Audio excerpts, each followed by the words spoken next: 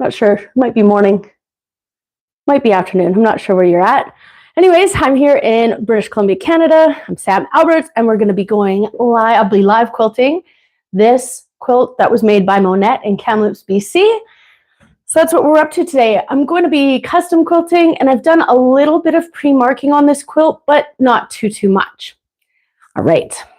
Now, if you were here last time, I did have some technical issues. I hope the sound sounds good. And I'm not sure what's going on here. Anyhow, so let's go stitch.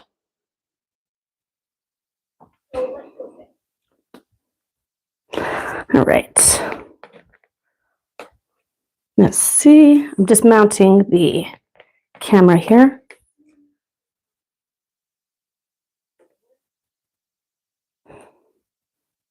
There's a lot of technical stuff that goes into this quilting thing.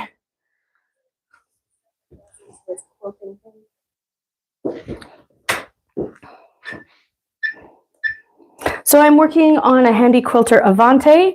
So it's a pretty little machine. I have mounted the quilt already clearly, and I've basted around. I am floating my quilt, and I'm going to answer some questions when I take a break, because I can't really watch the chat and quilt at the same time. So let's go here.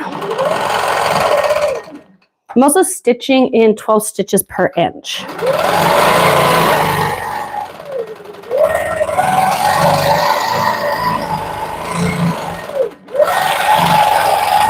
I'm using glide thread this morning in the color Bone. I do like glide thread. It's worked really well for me. And what I'm doing here is I'm actually just building out a swirl chain, like that's what I like to call it. Monette was kind enough to let me stitch this quilt live. So I'm just gonna go maybe a little bit of an extra mile on her throat here this morning.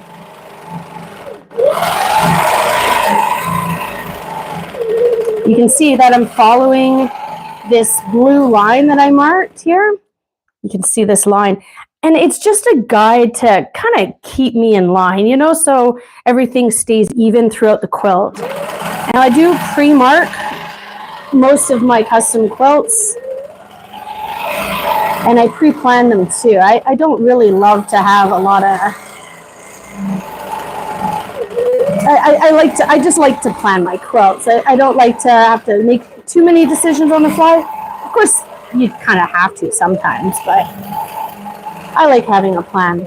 So my line goes off the quilt here, so I'm going to stitch off the quilt. And that's the chain right there. Once I'm done stitching this chain, I'm going to go back and echo around it. And I like to do this echo around free motion quilting because it really helps separate free motion quilting from free motion quilting. There we go.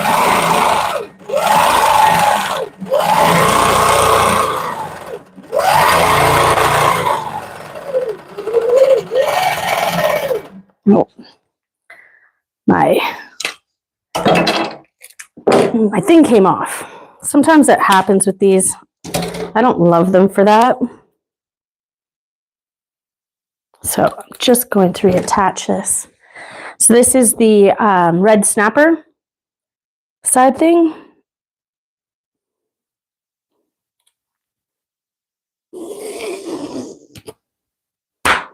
It just kind of goes into that channel there and then snaps down.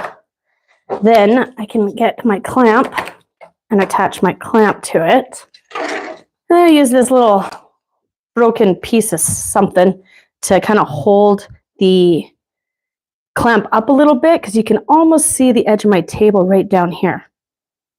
So I always like to have this piece of stick here.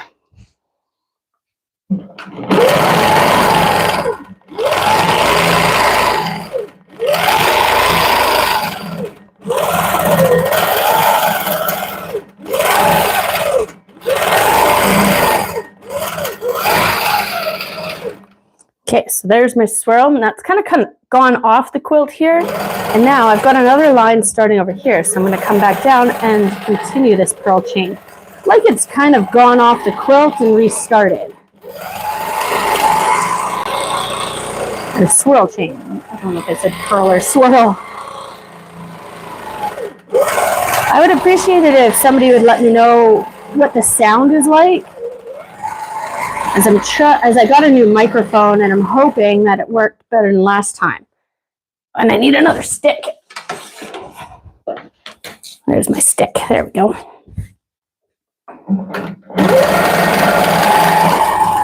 I only wound one bobbin for this project, so I'm really hoping I don't run out of bobbin thread. And you can see that I'm coming down to my area here, so I'm really keeping an eye on the edge so I don't hit my belly bar here. It's going to go up like that. There we go. And that leaves me just enough room to come in with my echo. Stitching this swirl chain out at this size is definitely more difficult than stitching a smaller one. So if you were to give this swirl chain a try on one of your quilts, I would definitely stitch it out a little smaller than I'm doing here. I'm stitching out at about 1/2 inch width. And just larger things can be harder to do. So start with maybe a 1/4 inch width. And that way, if you get a little bit more variation with your spacing, it's not quite as noticeable. That's my little tip there. Now I'm going to fill in the rest of this area with just some simple pebbles and maybe incorporate some swirls in there just to eat up some space. I'm trying to stick to a bit of a budget on this quilt. But like I said, I'm going to go a little bit of an extra mile for Monette this morning.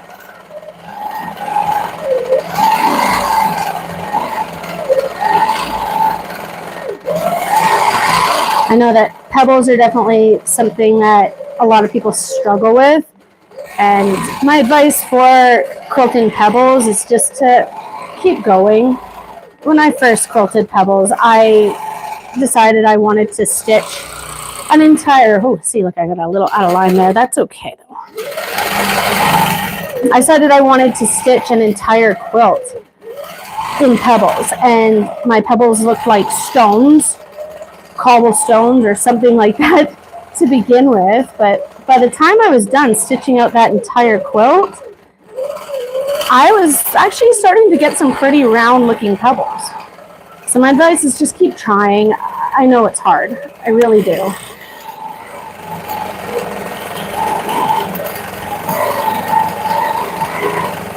Oh, I have a feeling I'm going to have to wind another bobbin today. I don't know. Maybe I should take some bets. Who thinks I'm going to make it with one bobbin? I don't know. That looks pretty good, though. I'm pretty happy with it. I'm just going to take a quick second and see if I can. I'm not sure. I'm trying to look at the chat on my tablet, but I can't see them. Please add comments. It helps the creator. Oh, me. That helps me. It super duper helps me. I really love some comments. I'm just really wishing I could read them. Still working out the details, I guess. All right. Well, I can't seem to see any of the chat. You guys. Oh, wait, there. I found it. I found the chat. Okay. I'm just going to read through here real quick.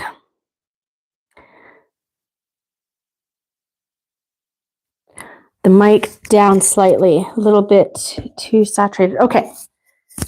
Maybe I'll just try and talk a little bit softer. I kind of talk a little bit loud. I'm kind of a loud person. Are there any rulers for the pattern? Are you talking about the swirl pattern? I'm not quite sure. I'm going to be using some rulers in a little bit, but I'm not using any pattern for the swirls. You think I am going to need a second bobbin for sure. I just want to say hello to everybody. I see that there's so many people from all around. All right. Okay, well, I'm going to keep on stitching here. I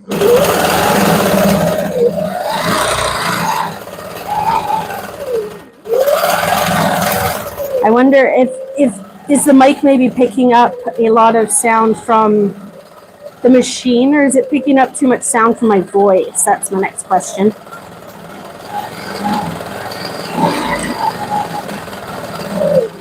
Okay. I'm going to just go a little bit closer to this swirl here so I can kind of add in another swirl right here. I really like adding swirls to my pebble filler because it eats up a lot of space. You know, like look at how much space that takes up. It took a second, but I find swirls are just awesome for doing that.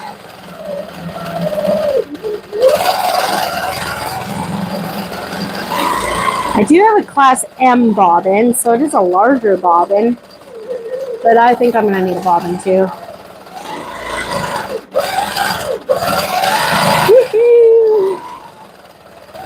Getting a little spinny. See, now if you look super close, like not all of my pebbles are perfect, and that's okay. We're not going for perfection here. I mean, remember, I am hand quilting. Well, not hand quilting, but you know, I'm guiding this machine by hand. There's going to be some human error. I'm not a computer. Okay. So I've worked my way, you know, all the way around and then up and around this particular swirl. So I'm going to break thread because that is going to be the fastest way to get back over here. So I'm going to come over here and I'm going to fill this top, and then I'll work my way back down through the bottom. And then we'll move into this star shape. Now, I get asked sometimes if I tie off thread,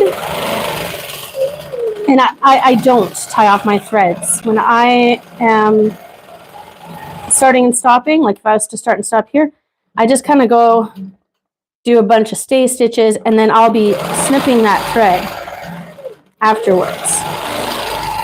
I haven't had any issues of unraveling, and I mean, I've stitched a lot of my own quilts. Oh, I'm just gonna add one of those there. You never know.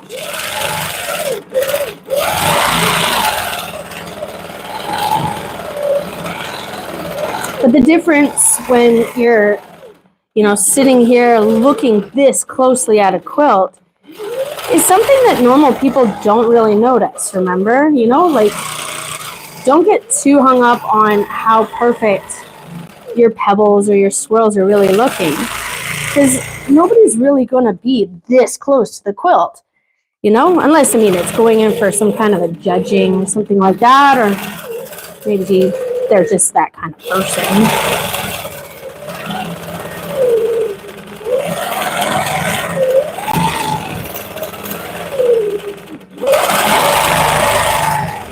That's another thing. I talked about how quilting this swirl on a larger scale is more difficult. Quilting pebbles on a scale like this is also more difficult. So if you're going to get started on pebbles, make sure you're doing like some micro pebbling. I like pebbles because you can work your way all the way back through like that too.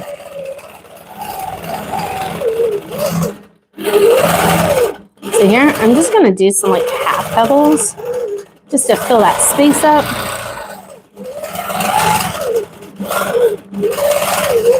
It's also important to vary the sizing of your pebbles too. Like you do want to have some larger ones and some smaller ones, because it just allows the eye to, you know, enjoy that variability, a place to rest and all that hoofla artist speak.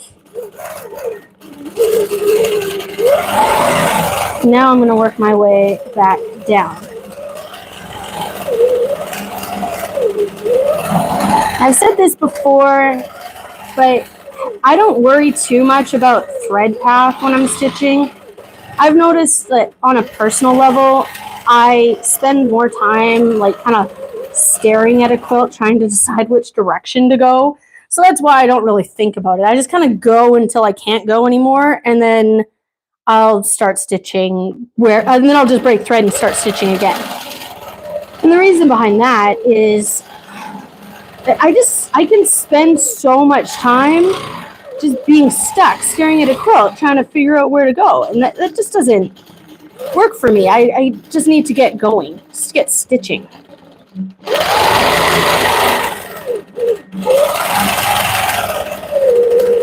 And then I always end up finding a thread path in the end anyhow, you know, by the time I reach the bottom.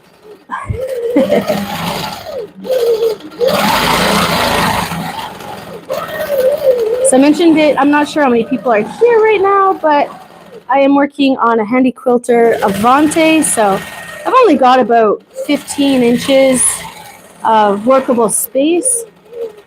So there's not a ton of room on this machine, but it just goes to show you don't really need to have the biggest and the best. I do have a stitch regulator, which I absolutely use a lot. But I know there's a lot of people out there without a stitch regulator who also do some pretty amazing work. Susan Smith in particular talks about, you know, setting your machine to a certain speed and giving her, and I'm just in awe of that. I don't work that way. My brain just doesn't compute that quickly, I guess, to keep those stitches regular. But it does create a much nicer stitch. Like, I've watched her stitch live and it's pretty amazing.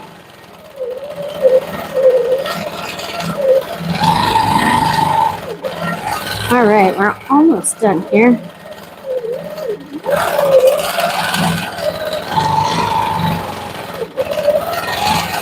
Yeah, I think I have a little bit of space here. And swirl.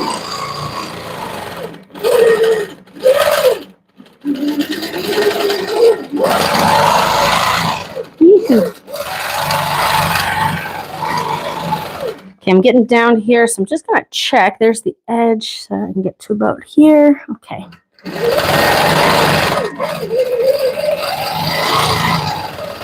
I hate it when I get super carried away and run into the belly bar. Oh, that's so frustrating. I just try and check for it.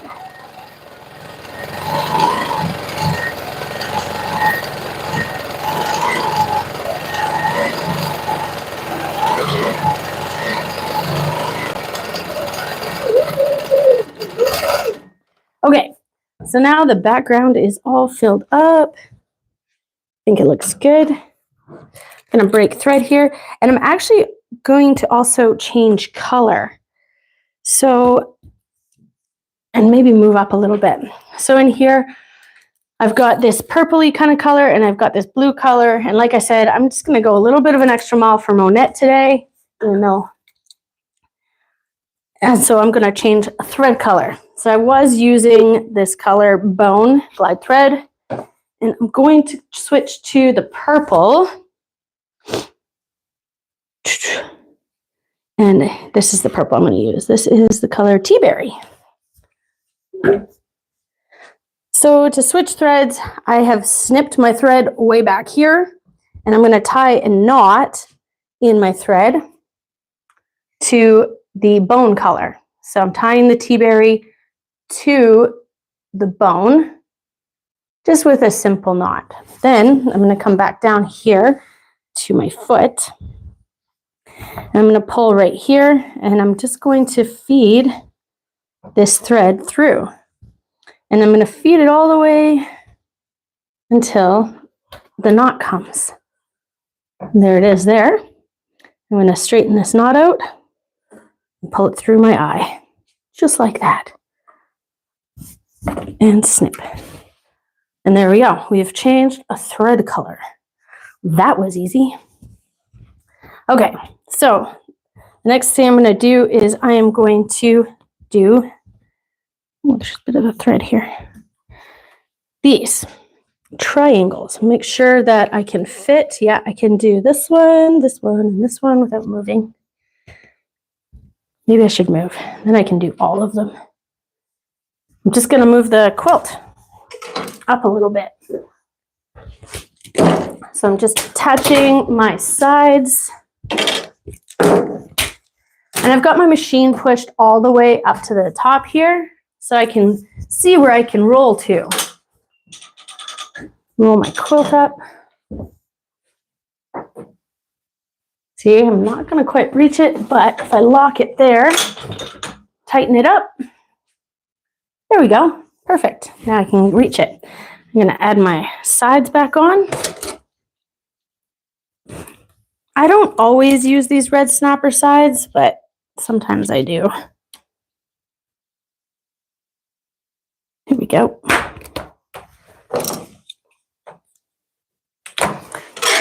I don't use them when I'm working with, you know, thicker backings like minkies and stuff, or a really frayed or uneven backing. I won't use them on also. But for any of the regular cottons or batik backings, I find it's fine. Now, can I reach this? Oh, I can. Yay. Okay, so I did forget to go around the outside. I'm going to have to come back with my bone thread and outline this. I totally forgot to do that. So that's okay.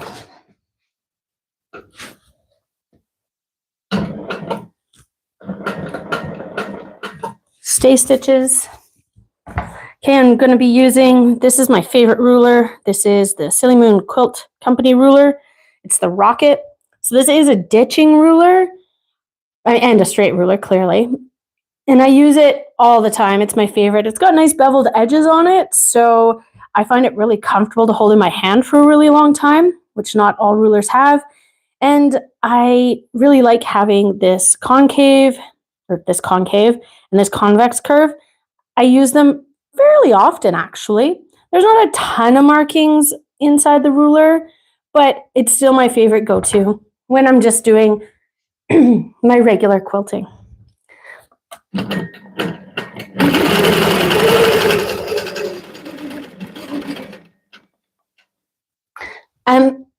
Sorry, if anybody doesn't know what a ditch ruler is, it also has these two sort of little feet on it. So when I line up these little feet with the seam line on the top and the bottom, it keeps my foot, which is a 1/4 inch wide, away or in the ditch. Does that make sense? So this is lined up with the seam line, and this is a 1/4 inch, so it keeps the needle right in the ditch. It doesn't work perfectly, only because most seams aren't always that straight, but it really helps, especially if you're starting to learn ditch work. The other side has a bit of a deeper foot here, and so if it was lined up, you would be a 1/4 inch away from the seam line. So you would stitch beside the ditch as opposed to in the ditch. So that's just the difference there. So I'm going to stitch up the ditch here.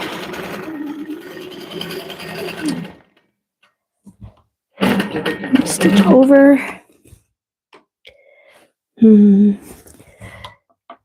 So I do have a plan, but I'm just kind of working on my sizing. So I'm going to stitch 1/2 inch away from this particular line.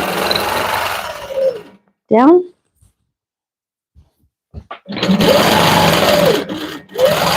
And then I'm going to add a feather.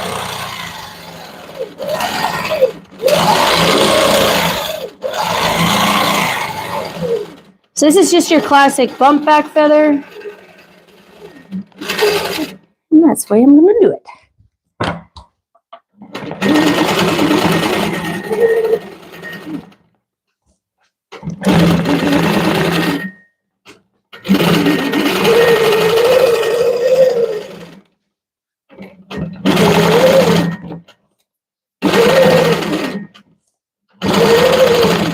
Stitching in the ditch on some paper piece quilts can be more difficult than stitching on like a conventionally pieced quilt because the ditches go back and forth. Like that's such a frustrating thing about paper piece quilts, but it kind of just is what it is. So I always do my best to stitch these ditches, but they're not always going to be perfect.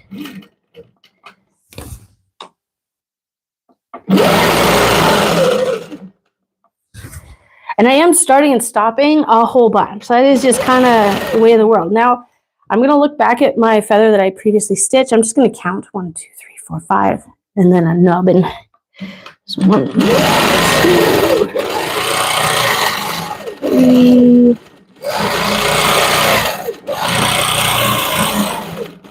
Just to try and keep them even. Now, it's not the end of the world if I didn't get this completely right. Not a lot of people are going to sit there and count the plumes of the feather.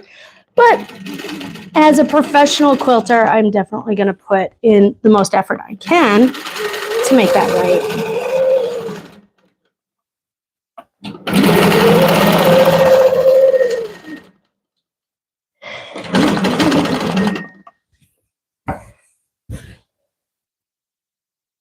Oh, silly. I got to go up that side, don't I?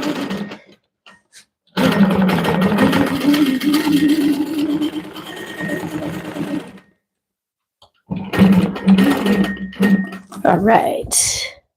And then I'm going to come back down.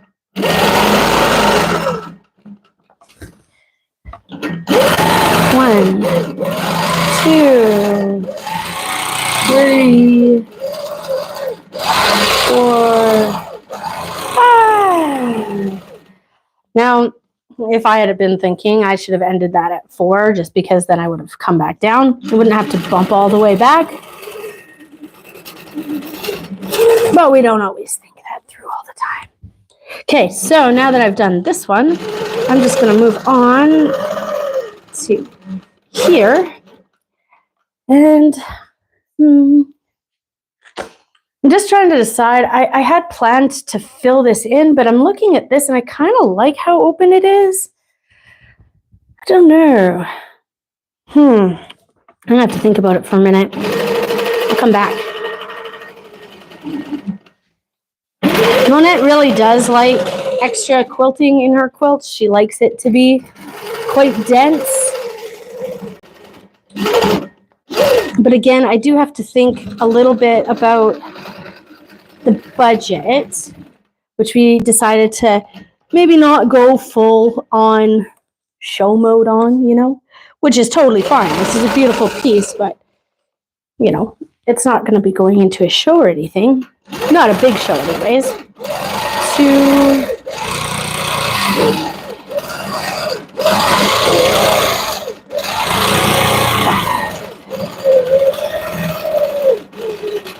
then again, you know, I already know that I'm going to have to change my bobbin. I might as well just fill it in, eh?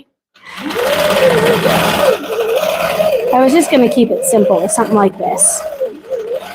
Nothing too crazy.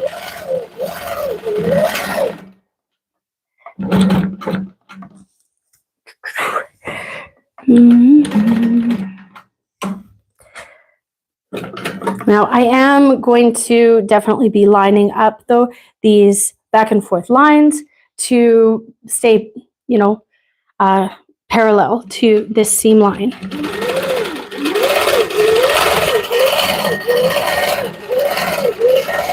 I'm not using my ruler to push the machine along. I am simply using my ruler to keep these lines straight. I would, if you haven't done this back and forth design before, do it free motion until you got kind of a feel of it before you go and try and throw a ruler into it. That's my suggestion. But yeah, you can totally give the ruler a try as soon as you've kind of got a feeling for it. And I really like how much straighter my lines have come out since I started doing that.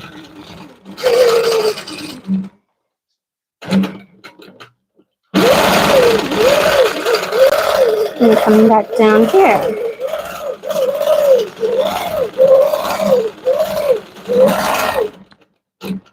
Okay, so that looks like all I'm going to get out of this purple without rolling again. So I'm going to switch to the blue color and fill in these blue spaces.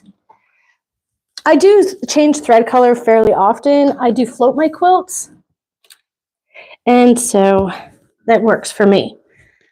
So the color I'm going to switch to is this Tropical, also by Glide.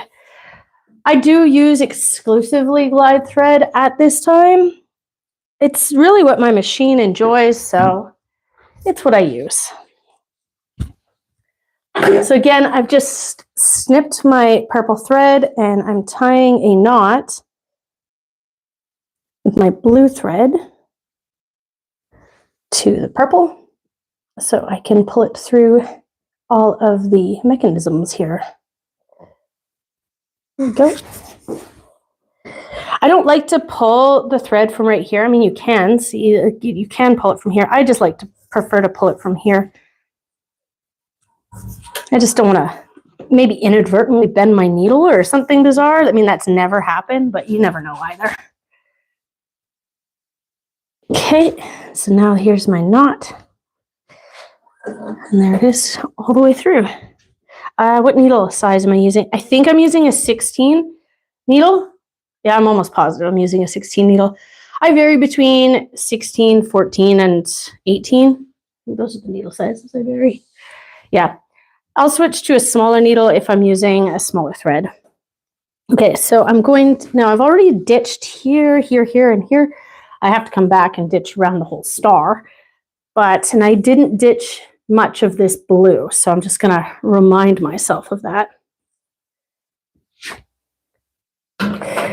And I guess actually I'm just going to go take a look at the comments and see if I can see anything that I should read here.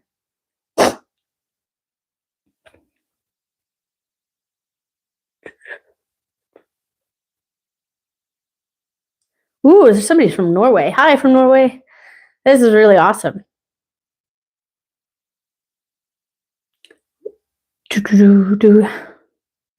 Floating sounds like technical talk. By the way, anyone wondering why a car guy is watching a live quilting stream? We are in YouTube vertical live stream boot camp together. I'm here to support. Hey, buddy. I remember that. Thanks. I appreciate you being here. All right. I'm going to keep on going.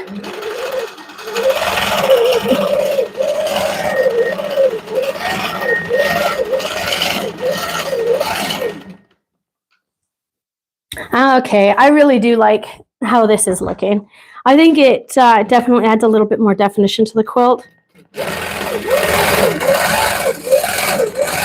This is such a small quilt. I mean, it's clearly not going to be used for a bed or anything, so having this sort of dense quilting on it really isn't a big deal at all.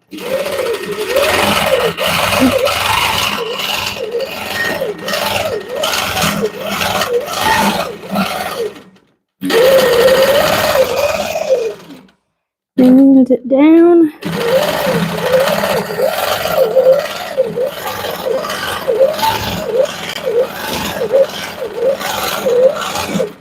Okay, so now I've reached this one, these blue triangles here. I've ditched here. I'm just gonna head on up, and I'm doing a different design in this. I've already done the feathers, and I thought maybe I should do something different in this blue area.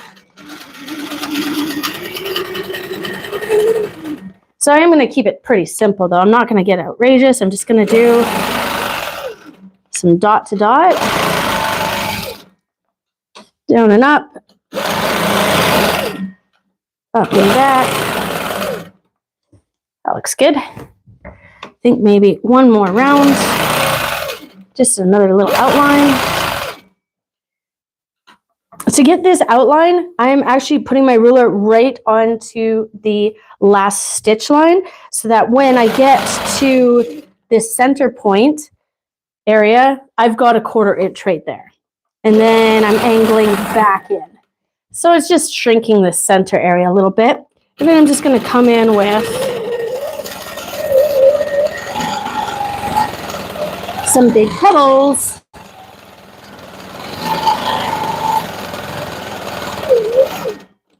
There, I think that looks quite good. I'm happy with that.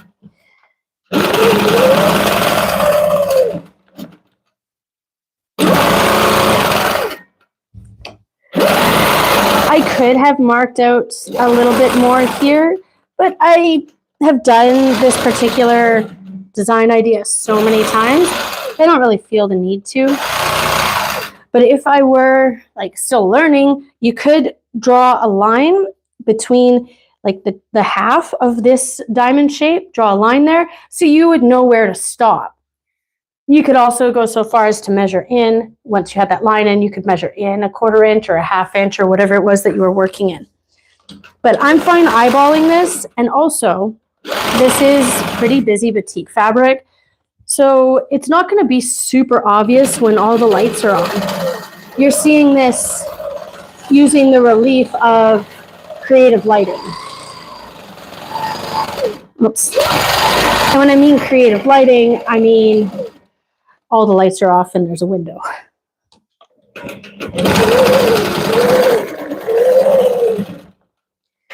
Okay, stitch up the side, stitch up this side.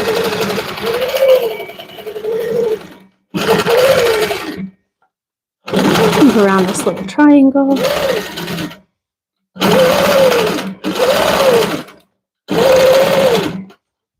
And repeat.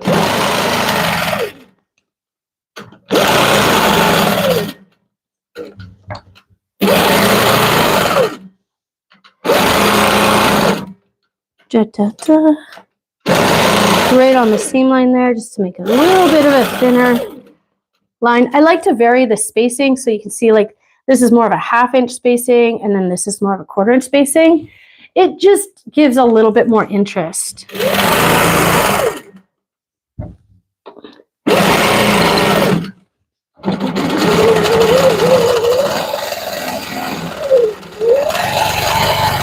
Filling this space with pebbles isn't always the easiest either. You gotta vary the sizing. But also not impossible. Just checking my ditches there.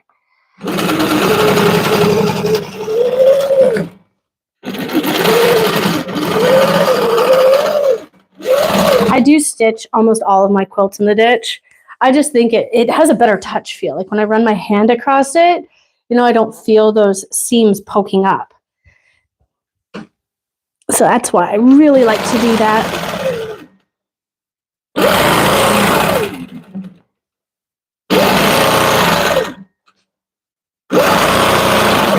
There we go.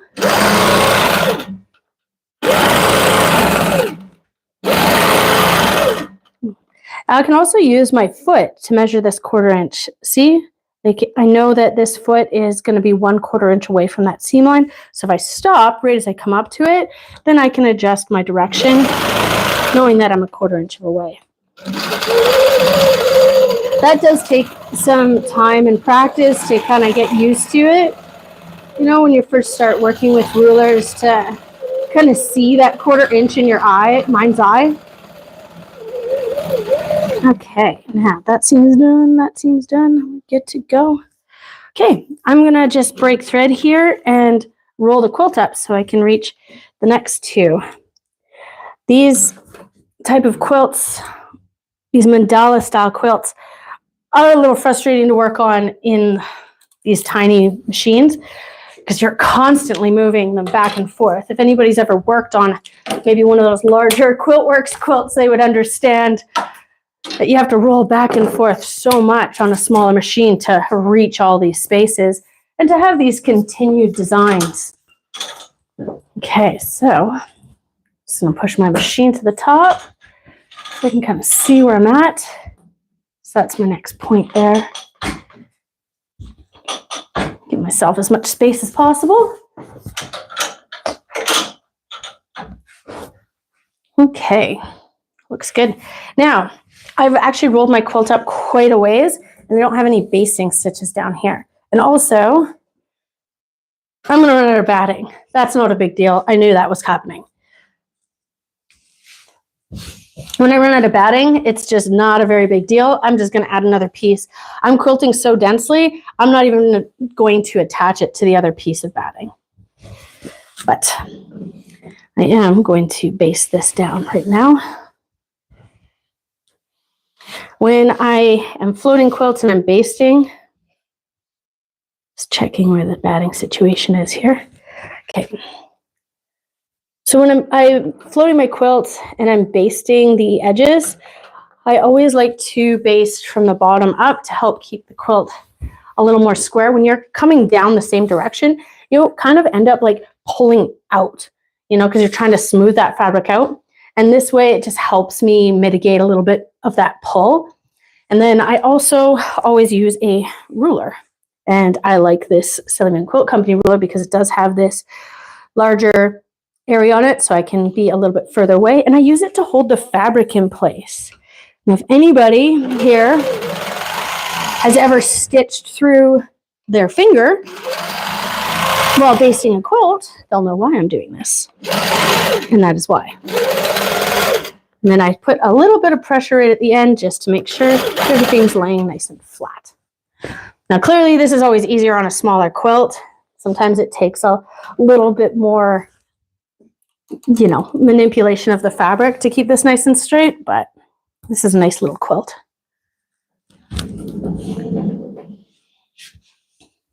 Okay, now I'm coming to the other side, just checking, making sure everything's nice and flat and straight.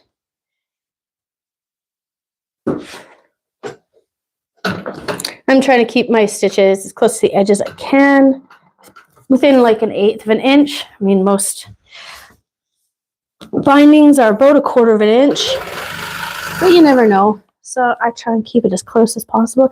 You see, I'm using my ruler to kind of smooth the fabric down and into where it needs to be. Bringing this up, checking, just to make sure that there's not a little bubble of fabric up here, some excess, and there is not. And then to the end, there it is. All right.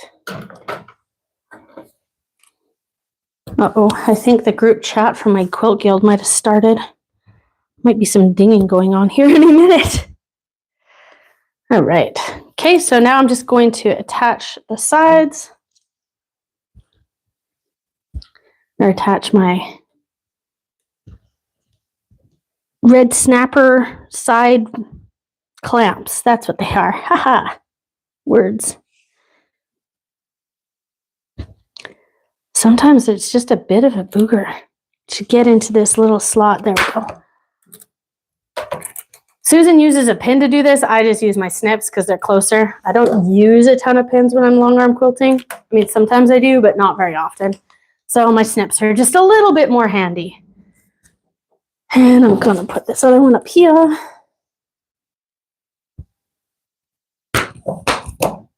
Excellent. And here we are.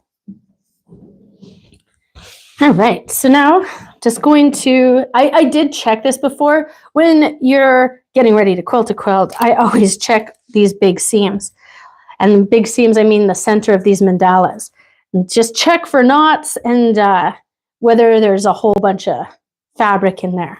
So I have already checked this. This one's gonna be okay, but I'm just double checking it.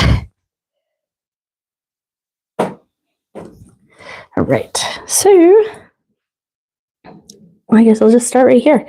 Again, see, if I sit here and try and think about like where my thread path is going to go and stuff like that, I'm just going to get more and more lost. So I'm just going to start right here and just see what hashes out. It's easy enough to just break thread and move along, in my opinion.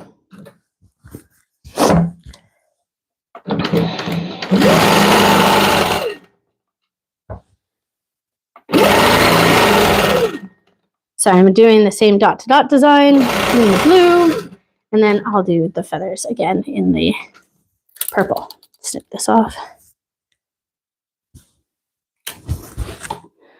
Kidoki.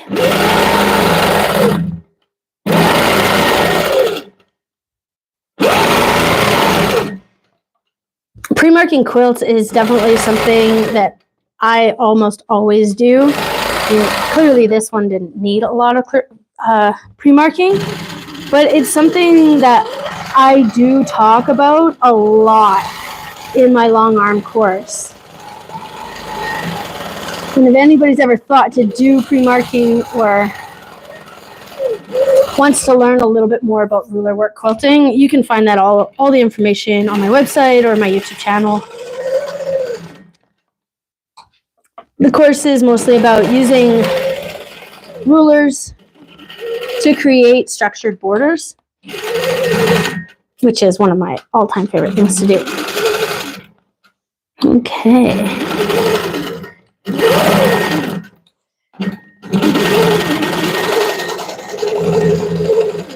Pay attention, get that in the ditch.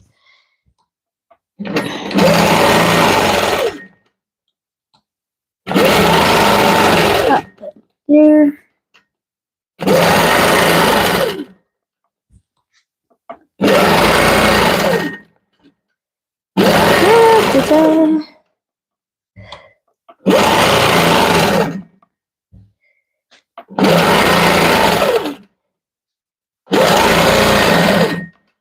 There we go.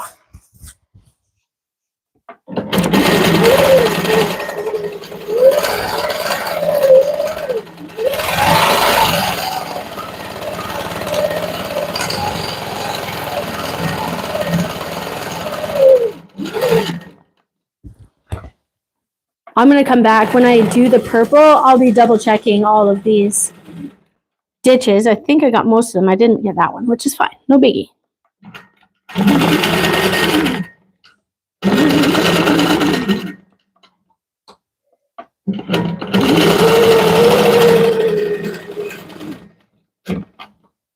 I love working with rulers. This is so fun.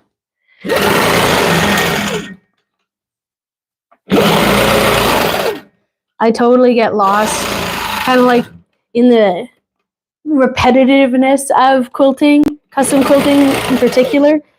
Like some people really get bored. I've heard some long armers like Angela Walters. She gets really bored of, you know, doing the same designs over and over. And I mean, it does get repetitive to a certain degree. I'm not going to sit here and say it doesn't, but I think that I enjoy that part of it.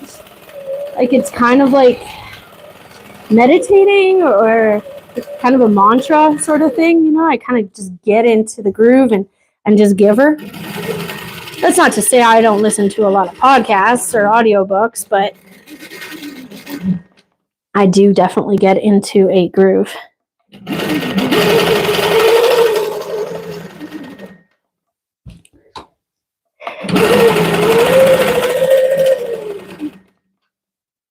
I know that there's a lot of people out there that really enjoy watching it for almost the same thing. Maybe it's that ASMR thing, although I don't like watching ASMR videos. I don't know. Who knows?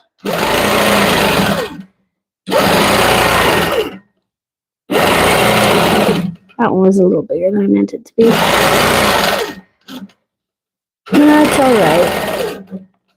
Can't really see it. It's kind of actually hard to see, isn't it?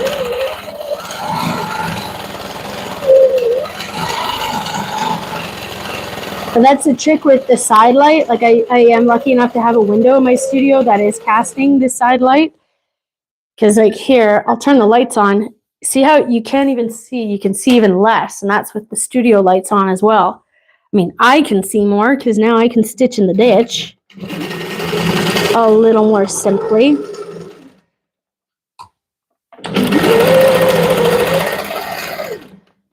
But you can definitely see a lot more with all the lights off. So much better, eh? Red.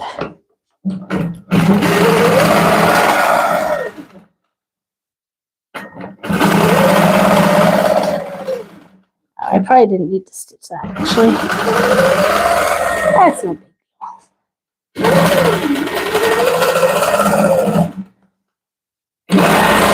I just kind of give myself permission to not freak out about it. It's just quilting. If I make a mistake, I can just take it out. It's not a big deal. I mean, I don't know if you guys watched my video. I think it was like last week or the week before. I can't remember. I think I would because it was so traumatizing. But I actually had to take out almost an entire quilt. I had not had enough backing, even though the client had provided enough. I made a big mistake and I had to take out the entire, like the whole thing. I took it all out. It was a bad situation. But I learned my lesson again to keep on measuring. But my point is that I fixed the problem.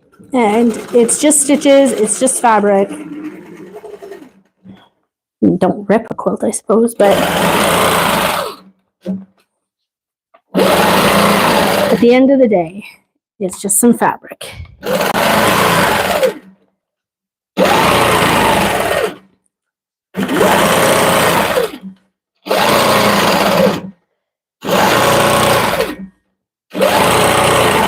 I'm stitching in 12 stitches per inch, just in case anybody wonders. I am stitching in like regulated mode, so the machine is keeping up to me like as fast as I move. Which sometimes, I'm not gonna lie, I have to slow down because I move a little bit too fast, and the machine does not like that. I get a little carried away. I'm gonna work my way back to this area here.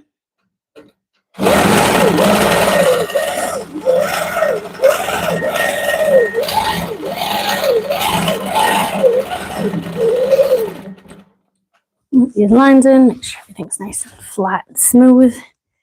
I'm doing reasonably dense quilting here, so you can see there's a little bit of excess fabric. I'm not worried about that. This is all going to be totally fine.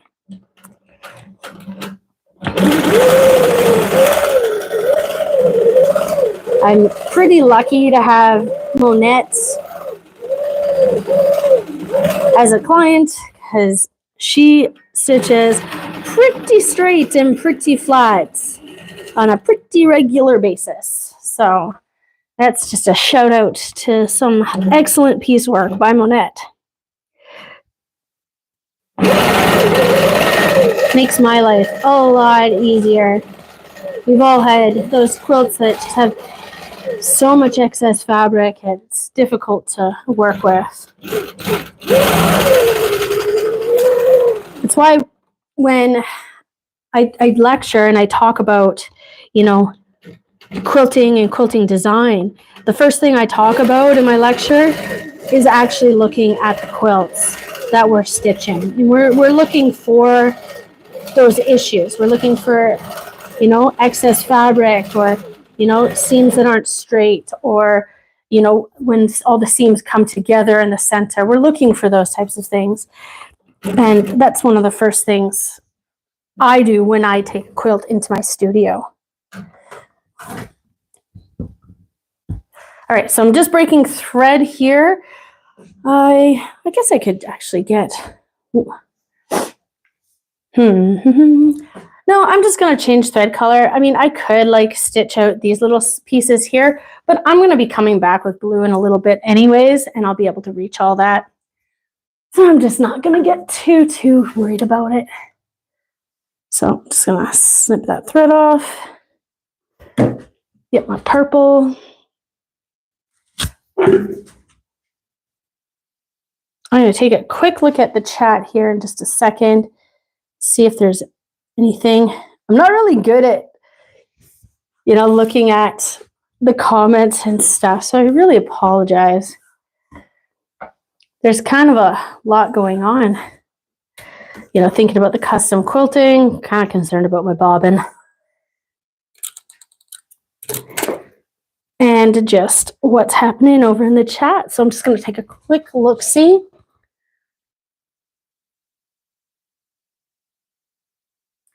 Which tools do I use to plan out my design for a top? The tools that I use to plan my quilting design is my tablet. I use my tablet a lot. I usually take a picture on my tablet or my phone, and I sit and watch Netflix and doodle. So that's probably step one of, or like the first tool that I use. The next tools that I use for planning out quilts is obviously my marking pens, a board. Where's my board? I always use like a, I don't know where it is right now. It's over in the other part of my studio. I use a plexiglass sheet. That's what it is, a plexiglass sheet and a marker after I start on the tablet. And I kind of doodle a lot. And yeah, then I just audition my rulers and get at her. So it's a huge, it is a large process, you know, planning out a quilt. I've got a mini course on how I do it. But I also have the Quilter's Block Checklist, which is a free tool that people can grab, which kind of just helps prompt ideas. You know, it just has it's basically just a list of a whole bunch of ideas that you can maybe throw at your quilt if you aren't coming up with anything. It's all on my website, quiltingcurvestudio.com. It's called the Quilter's Block Tool 2.0. It's a second rendition of it. It's constantly changing. Okay, so I'm just going to get back to quilting here. I kind of like how these lines look in this area. I'm also using this ruler not just to keep the lines straight, but to do a little bit of measuring. It helps me kind of visualize like the spacing between these a little bit.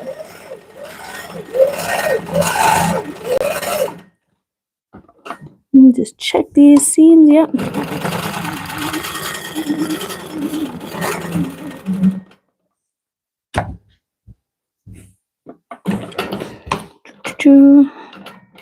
Get that lined up.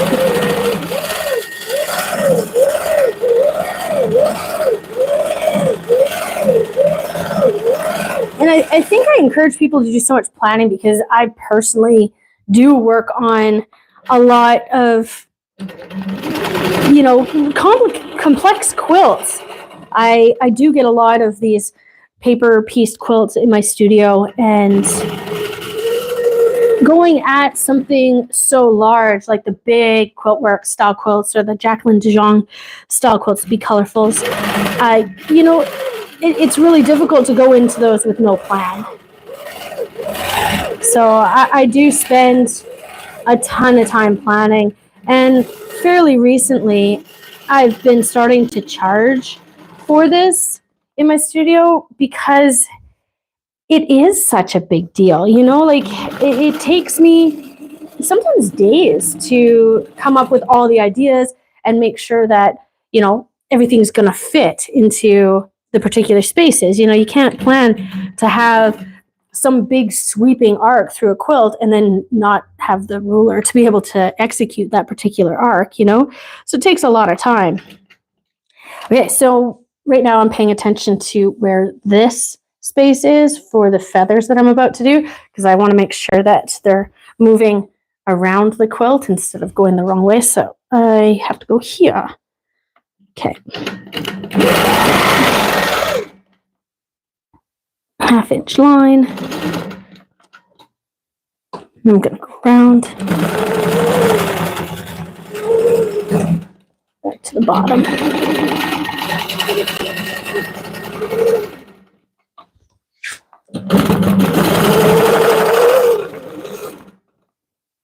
Okay, so I think it was 5. 1, 2, 3, 4, 5. Oh, and a nub.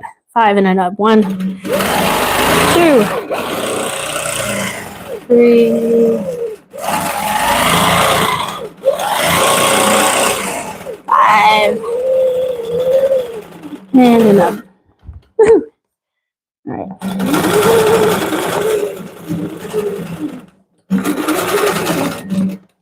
I'm not too worried about getting too thready on this quilt because, again, I am doing a reasonably dense amount of quilting on this quilt, and it's, again, clearly not going to be a bed quilt. It's going to either be a table topper or a wall quilt or some kind of a decorative piece.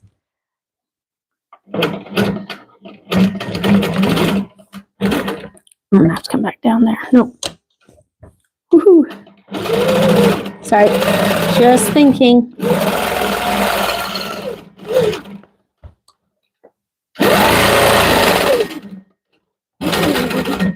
Yeah, I'm definitely doing a little bit more backtracking on this one than I was on the other one. It's okay. 1.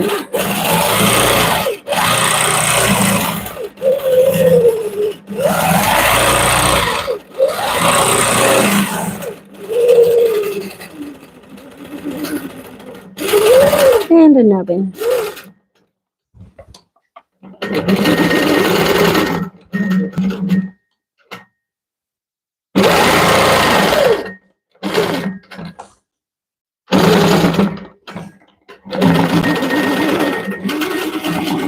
back down. Last time I did a live, I was trying to do continuous curves. Oh man, I got pretty lost. All right, 1, 2, 3,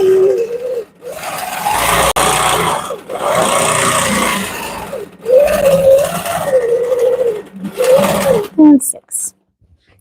Lovely.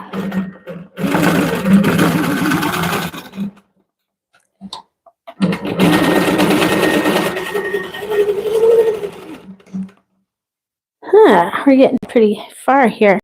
Oh, it looks like I've been live for 1 whole hour. Holy moly. I don't know how long you've been here, but that hour has gone by pretty fast for me. Okay. Here.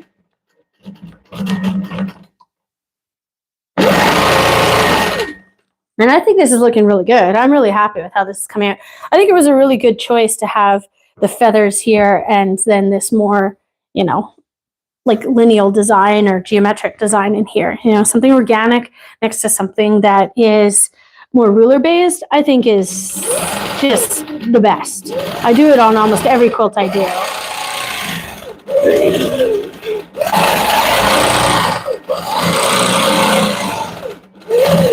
I just know I'm going to watch this back and laugh at myself counting the feathers on every single one. Oh well. Come back down here.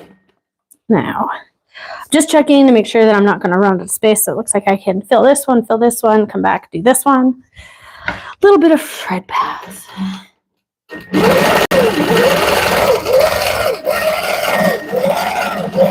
So I'm over halfway done this quilt though, so that's good. It's not taking too long.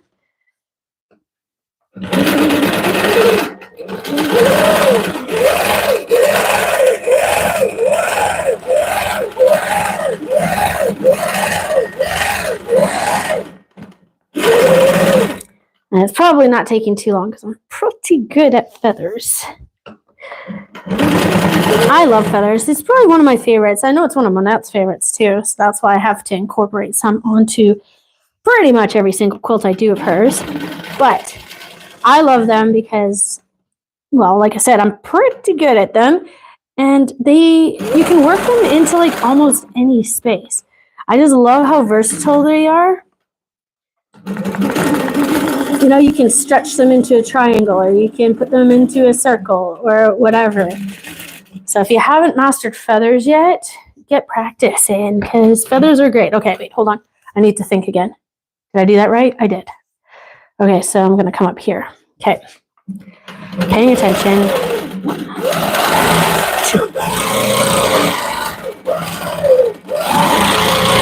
4, 5. See, you can just stretch them to fit. It's a diamond shape, and I just think that's brilliant. I love that about this particular shape. And I know there's like so many different styles of feathers out there. Personally, my favorite style is going to probably be the classic bump back. I think it takes a lot of skill to do the classic bump back, which is why it's so semi-prestigious, maybe. But I also like them. I just love the clean look of them. I really like clean, concise quilting. I did that the wrong way. I did it the wrong way. Look at me talking. Okay, so I'm just going to take this out. So to take it out, I just pulled up my needle, and then I've pulled a little bit. Here, I'm going to turn this light on. I've pulled up a little bit, and you can see my bobbin thread. I'm using the color Mercury in the bobbin, so I can see it there. And I'm just going to grab my thread ripper. I use this one. This is the Seam Fix one. And I'm just going to use this to go underneath this bobbin thread, and I'm just going to break that bobbin thread. I'm going to give it a little tug, and I'm going to cut that bobbin thread again. and tug, cut, tug, cut, tug, cut. Luckily, I'm going to be going over all these seams apparently twice, so I don't have to worry too much about this spot unraveling too much. Okay. So the nice thing about this thing too is that now I just kind of rub it a little bit and it removes these little pokey holes. There we go. Okay. So I'm just going to go back to this spot. It's so funny. I was talking and I was thinking about it. And then I just went and did it. Okay. Turn that back off. Look at this. And we're back on track. No big deal, see? No biggie. There we go. Seam needs to be stitched. When I finish a quilt too, I always make sure that I'm double checking all these seams, making sure that I've stitched them all. I mean, I've probably missed one in the past, but I try my very best not to. Again, this is my job, so I really do try and do my very best. Line that up. Much better. Okay, back on track. 2,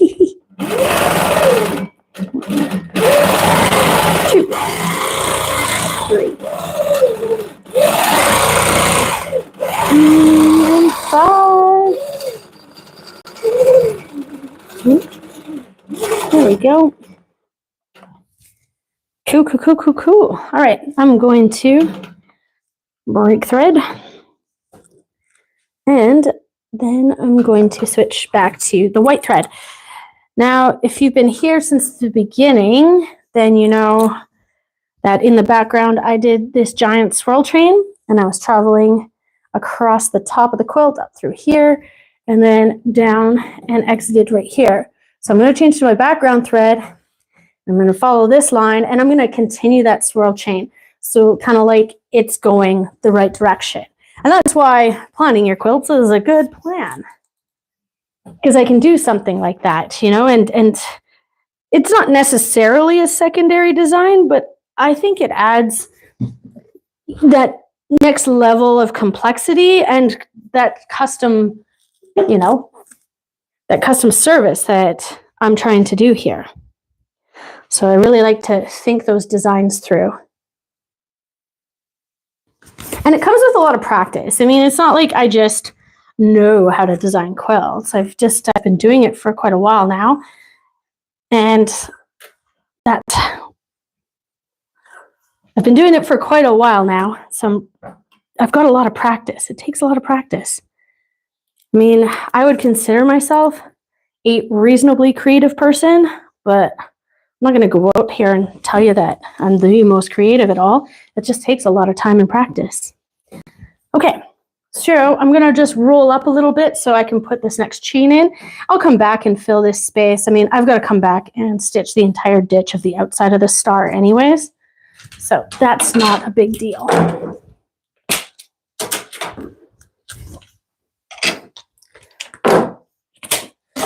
Being live, I'm trying not to rush myself, but I'm trying not to make everything be too slow either. I think sometimes I kind of get a little bit ahead of myself. Okay. And also, I have to deal with the fact that I don't have enough batting. So, let's do that first. Oh, I don't need to quite be that far up.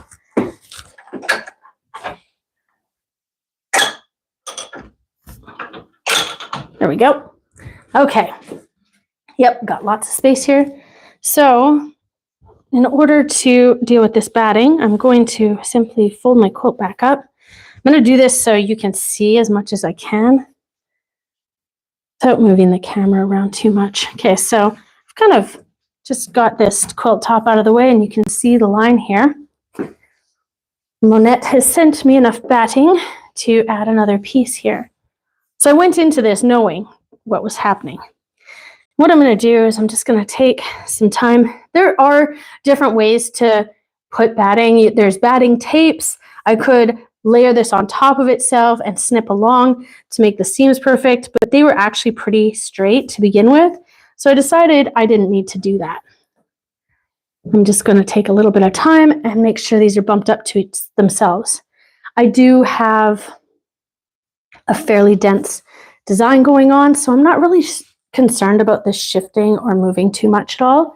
And also I can see the quality of the batting is really good, so I'm not going to expect it to pill or do any bunching once it's quilted as either. So that's my reasoning for doing it the way I am. So it's all nice and straight and flat. You can see it's almost seamless. Get it? Seamless. Okay, I'm so funny. All right.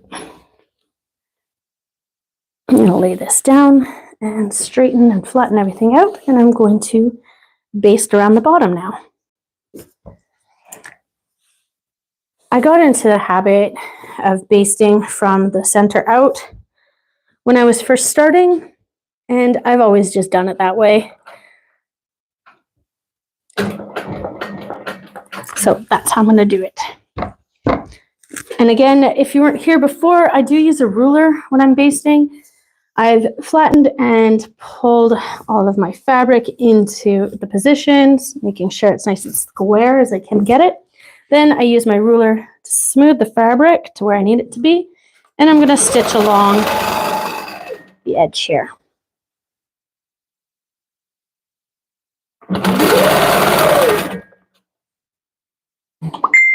I'm definitely having a little bit of difficulty seeing around the camera, so that's why I'm going so slow. And the reason I use a ruler is because I stitched through my finger once, and I am not doing that again. Nope, nope, nope, I am not.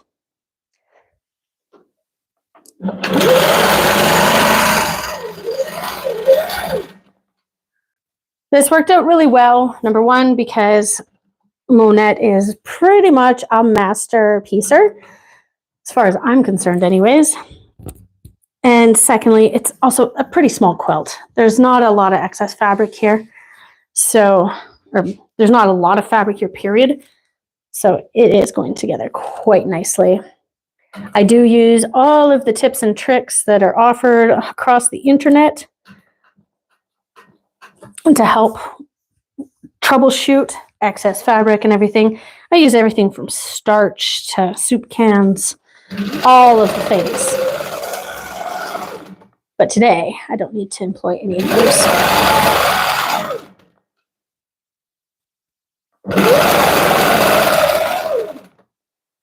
Right. Going along, double checking everything. Everything's looking good. I'm also trying to stay within 1/8 of an inch of the edge of the quilt so that the binding can be applied.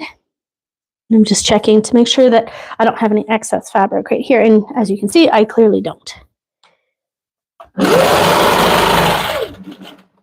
we go. Now we are all basted down. And now I'm going to attach my side clamps.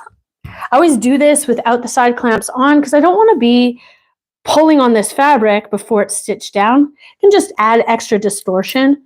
So I always add these clamps after I've basted everything down.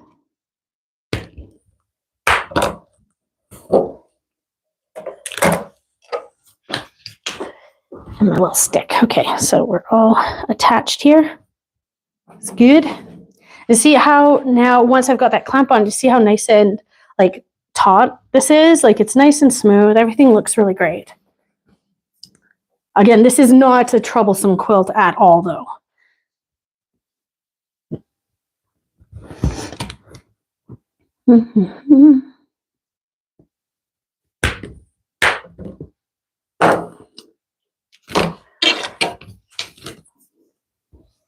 Okay. Here we are. Now, like I said, my swirl was coming around this way. So here's my start point. So I'm just going to put this big old swirl in and fill in this background.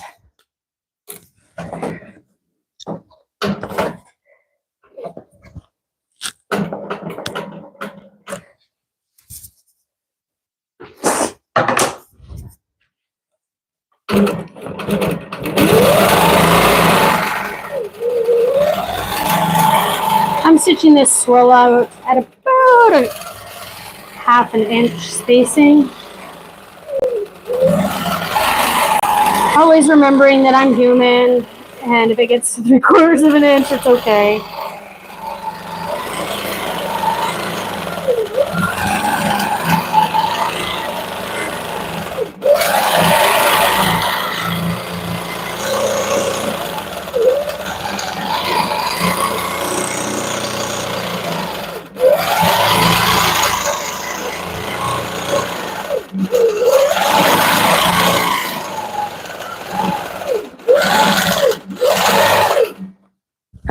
So there's my big swirl chain in there, and I'm going to come back in with a ½ inch echo just to separate it a little bit more from the Pebble background filler that I'm going to use.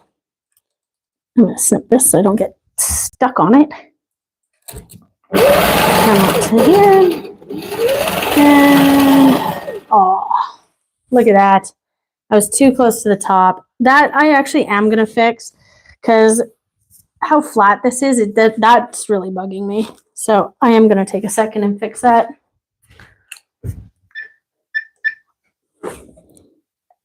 As a custom quilter, this is normal. Like, I make mistakes. I have to take something out at least twice, three. Like, look at how little this quilt is. And this is the second time I've made a mistake. Like, that's pretty normal. It's okay. Okay, so I've got all of that picked out. Just going to use this. Get all those threads out. Grab those. Okay.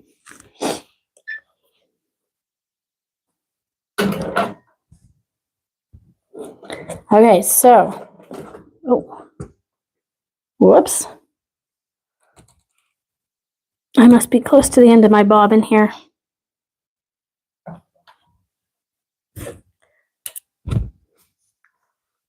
I'm just going to check the bobbin in a sec after I rethread this guy in the dark.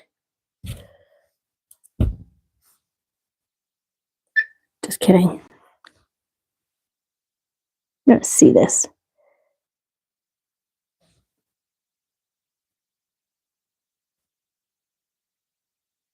I am having a heck of a time seeing around this camera. Here we go. Okay, got it. Okay, I'm just going to check the bobbin here. See what's going on with it. Oh, no, it's looking okay. There was just a glitch in the matrix. All right, we're still looking all right. I might make it with this bobbin. I might make it. Oh, my goodness. I might not. There's still quite a few pebbles to go. Here we go. All right. Everything's working smooth now. All right, so I think I'm just going to come down a smidge because I want that line to go there. Release that just a smidge. There we go. Okay. Get all the threads out of the way, and we're back on track now.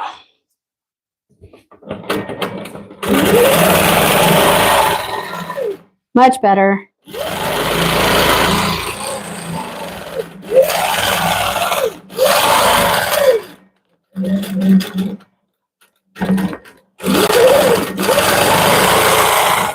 See how I went around that? I just made it look like it kind of fell behind the star and moved on. No biggie. That is just fine. Okay, it looks like I've got my line that's going to come right here and circle around. Okay, so that's how I'm going to do it. Trust the plan.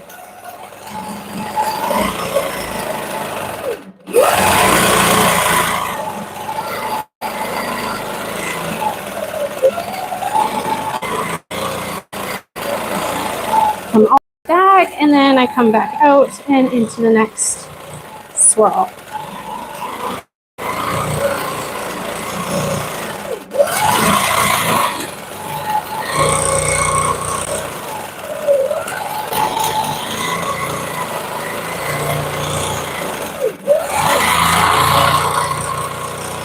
Nope, got a little close there, but that doesn't bother me too much. That's not going to be very visible.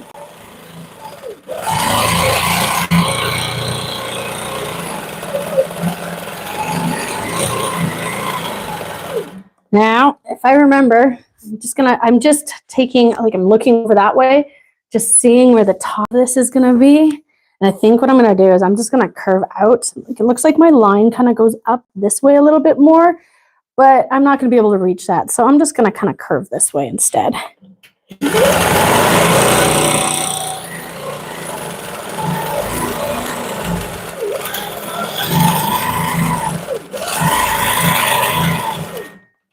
I'm all gun shy now, eh? There we go. And the echo. I just love how much space this big swirl takes up that I don't have to go and fill with pebbles. So now I'm here. I mean, I could like go around this and continue that on. I'm just going to go back up and fill this space with my pebble filler, and I'll come back to the outline afterwards.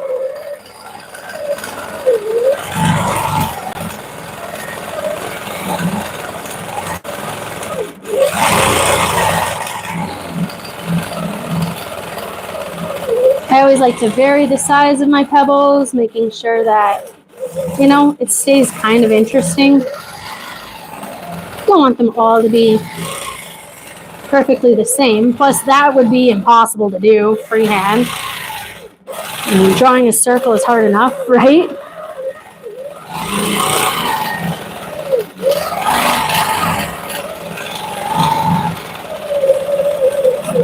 I kind of view pebbles a little bit like how I view the feathers. You know, you can work it into any space. Because you can just vary the size of them so much. Like, I can do this tiny little 1/2 inch one, a 1/4 inch one, and then a giant, like, you know, 2 inch one. I don't know if that's actually 2 inches.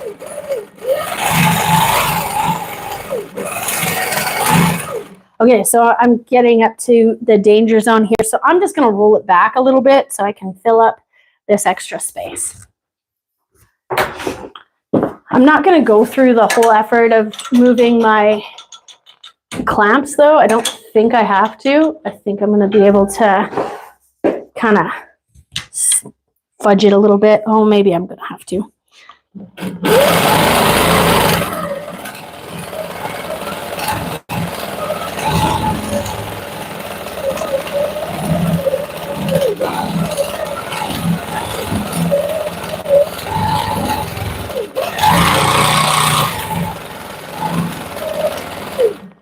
Lots of people may get lost into like, which way do I go next? Just go whichever way you can.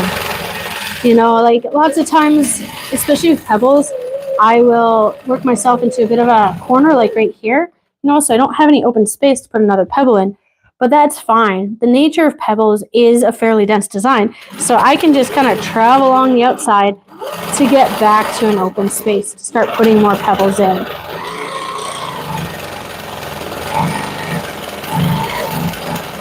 I don't like a ton of thread buildup on my quilts if I can avoid it, but lots of the times that it's just not that avoidable. Okay, so I'm gonna just roll back. I wanna fill this right now because it's kind of got my attention. So I'm just gonna come back and do that right now.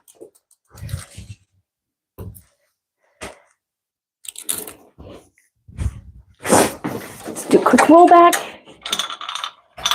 And I'm going to roll all the way back because I'm right here. I might as well go all the way around the quilt. Like I said, I had to stitch in the ditch. So I am going to need these side clamps though. A custom quilting definitely takes time. Takes time and patience. And it's never good to rush. That's my mantra. Stop rushing. Trying not to rush.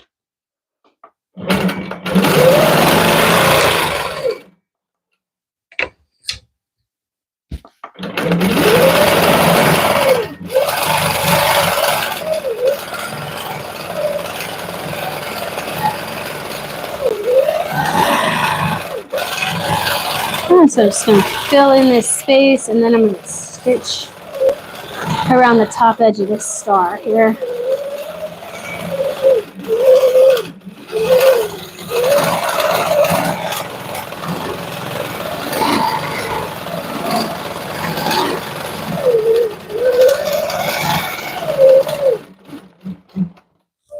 Right to there. Okay. Got my handy dandy Silly Moon Quilt Company ruler, my feet on it, and I'm gonna just stitch the ditch around the outside of this quilt. Or this star, sorry.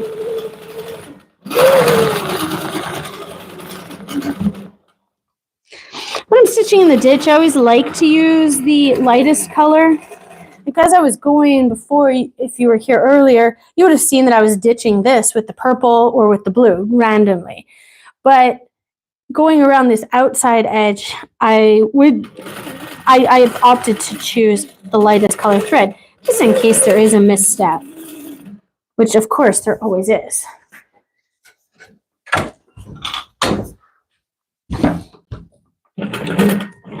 Speaking of steps, that's another good reason to maybe have a smaller quilt machine. I get more steps in walking back and forth, rolling it.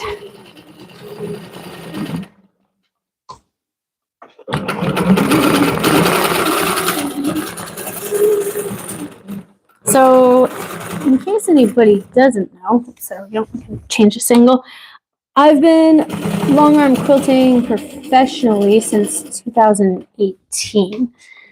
It took me almost 2 years before that to really get enough practice in and to get my courage up to start taking client quilts, honestly. So if you're pretty new to long arm quilting or custom quilting, you know, give yourself a little bit of grace. It takes quite a bit of time to build your skills and to get good at this. So don't despair. Just know that it does take a lot of time. Just unhooking this side one here. And I'll roll this up a little bit. So, see what I can reach. That's probably fine there.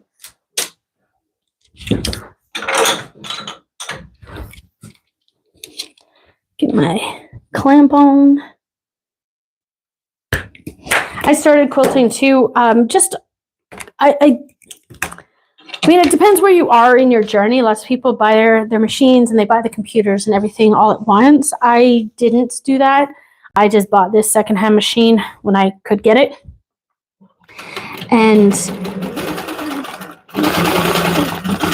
so I knew I was going to do custom quilting. And I mean, the whole idea for me was also that I wanted to do custom quilting. I wanted to learn how to use rulers. I wanted to get this clean, aesthetic, sort of modern look. That's what I was going for with my particular style. Am I going to make it? No, I'm going to roll.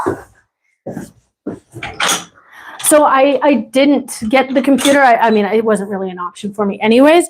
But that being said, I did start custom quilting right from the get-go. And I think that really helped me in my journey, just going straight into custom quilting instead of getting hung up on the computers and pantographs and things, because there just was no option. I had to get good at it or I wasn't going to be quilting.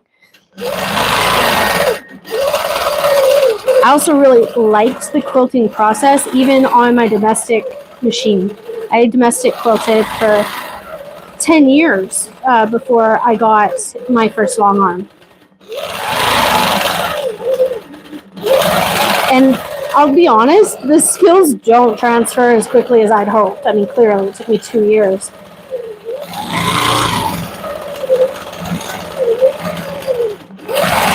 But I mean, I did get there. Anyways, so after I got relatively proficient at long arm quilting and I was already taking clients is when I got my first paper pantograph and I started doing pantographing.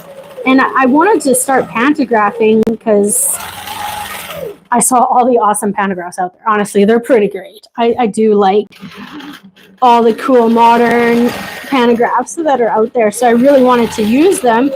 but also because I wanted to offer my clients a more affordable way of quilting.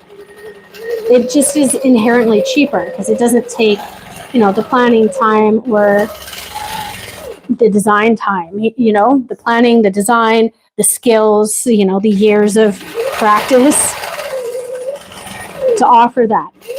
But I think because I didn't get into pantograph quilting at first, it just forced me to develop these skills more than maybe somebody who had a computerized machine from the get-go. Not to say you can't learn it. Not to say you can't learn it, though. But after I started offering pantograph quilting for my clients, I did end up with an opportunity to buy a secondhand computerized machine. And so I did. And now I can offer my clients computerized pantograph quilting and custom quilting. So that's been awesome. But anybody who custom quilts with a computer out there, I bow down to you. I am so impressed. Like, learning computers is hard. Everybody knows that. Like, anybody who gets a new phone and doesn't know how it works, or a new watch or tool or something like that. Like, computers are difficult, and I personally do believe that custom quilting on a computer is almost as skillful or as skillful as what I'm doing here today. You know, it takes somebody with a computer to custom quilt a lot of hours of practice to get that figured out. And I know that from experience too. I've got a computerized machine. I don't do custom quilting on the computerized machine because I don't have the time or the wherewithal or even the desire for such a headache to learn how to use it. Anyways, that's my 2 cents on that.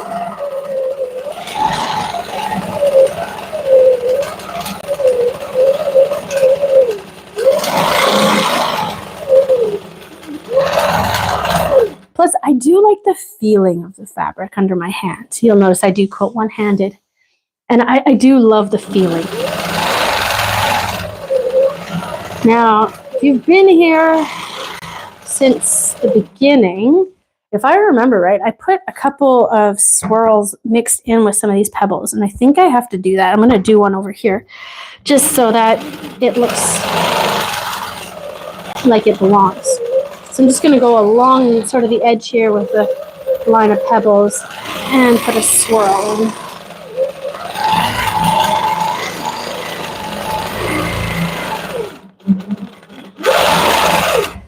That's something to mention if you are custom quilting or getting into it. I always keep a notebook nearby so I can make notes. So like if you're doing like a particular design on a border or something like that, you might want to like take a note of like what ruler you've been using, you know, if it's a number 10 curve, or you know, that was 3/4 of an inch or a 1/2 inch over here. I always keep a notebook nearby so I don't get lost or less lost.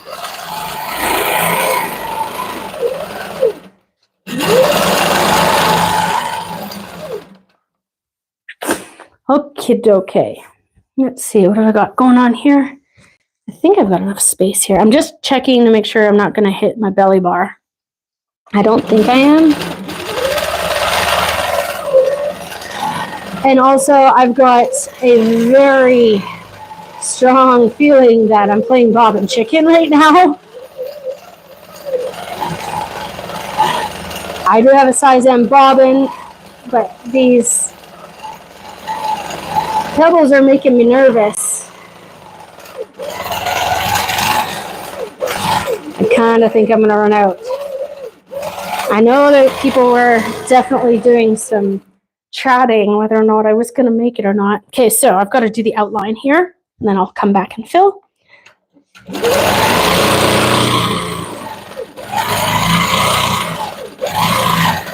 Outline.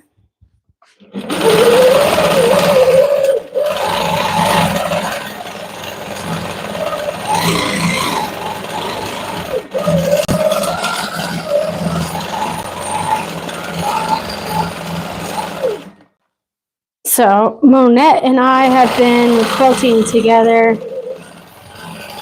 for quite a while. I really can't remember off the top of my head. I bet you we've been quilting together for almost 5 years. Yeah, it's been quite a good time. It's interesting when you work with somebody for such a long period of time, you kind of get to know their style a little bit. And even though Monette and I have actually only met one time, you know, like it's kind of funny to me, you know, that we've only met one time, but we've been working together for this long. We do chat back and forth a little bit, mostly about quilting stuff.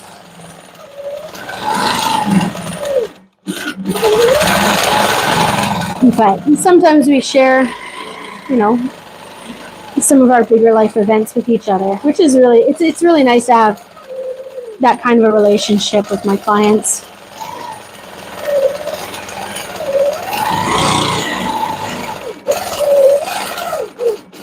Do I really need one there? Not really. Okay. And I need, yeah, an echo around here too. I like how asymmetrical this kind of swirl is. You know, like it's really close to the edge here, but it's kind of on the interior here. I think it really adds like a real sort of fluidity to the quilt, like a lot of movement. And I really like that.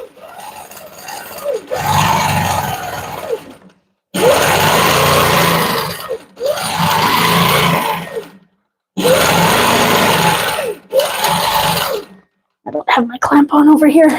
Just gonna toss it on. I do like to always have my clamps on. I almost always use them. Do I always need them? I don't know. I'm not really sure. I haven't done a ton of testing as to whether or not you need them all the time. I think it varies quilt to quilt and like fabric to fabric. You know, some fabrics have a little bit more movement or stretch in them than others. But I almost always use my clamps. I'd be interested. Maybe I should do some testing to figure out, you know, whether or not you actually need them at all times.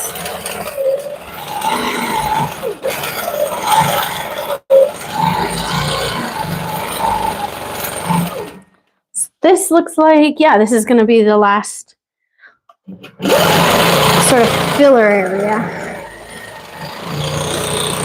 Add a swirl in there just for fun.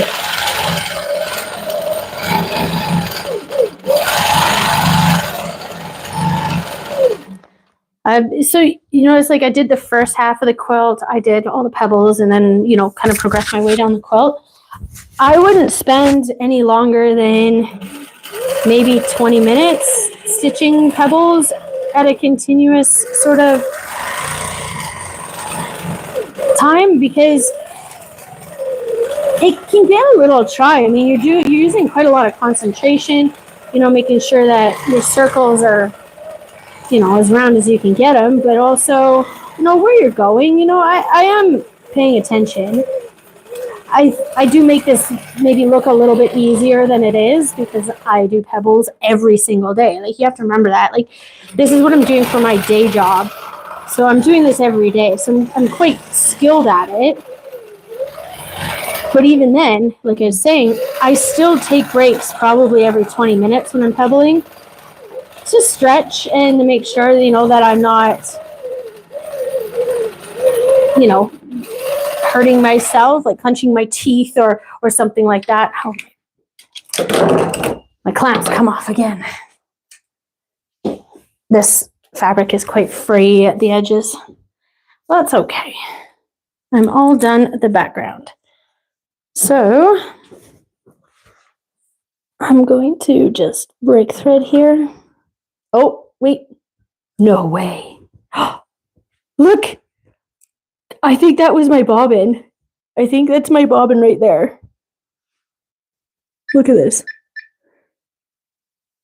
I think that was it. That's the end of it. Oh my goodness. Is that right? Yep. I went right to the end. Is that a win or a lose for Bobbin Chicken? I don't really know. I'm not sure, but I've got to wind one more bobbin. I'm just going to get it going then. I think that's pretty funny. Yeah. So I do wind my own bobbins also, by the way. I find it's cheaper. It's cheaper to do this, but also I really like, oh, goodness, I also really like the ability to control the color of my bobbin. It's one of the things I like to do is to have a different background color or thread color on the backing than I do on the top. It definitely takes a little bit more time to make sure that my tension's correct when I've got a different color in the bobbin. Okay, I'm just cleaning out my bobbin area with this fancy brush here. I don't know where I got this. I cannot remember, but it's just a big fluffy brush. It's probably like a makeup brush or something like that. It's pretty fancy. And I use that to clean out my bobbin. And then I'm going to add a small drop of oil. And I do this every single time I change my bobbin. I'll change bobbins like, you know, the 4 or 5 times a day sometimes, depending on how much quilting I'm doing. So I always like to make sure I'm keeping my machine well oiled and cleaned. All right, I've got a new bobbin here, all nice and wound. And I'm gonna take a quick look at the comments. I got a feeling I've missed pretty much everything. So forgive me, I'm sorry.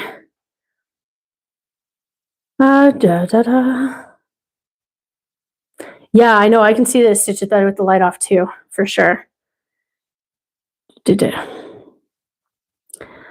I'm just reading some of these comments. Sorry, I'm using the red snapper system. I started, but I'm finding that I'm having folds in the backing occasionally. What do I need to change? Oh, okay, so folds in your backing while using the red snapper system.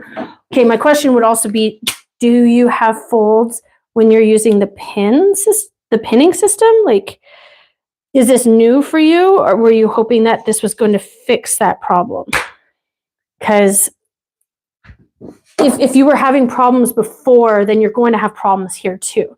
Because in order to not get folds in the backing, we have to really take our time and mount our quilts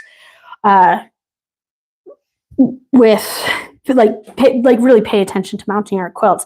Ideally, you're going to have a square backing, always helps. So making sure that you're mounting along both the belly or the lower bar, like towards you, and this bar. You want to use your straightest seams on those two. So if you can use the machine, what's that word? The salvage edges to mount on, that's going to help you.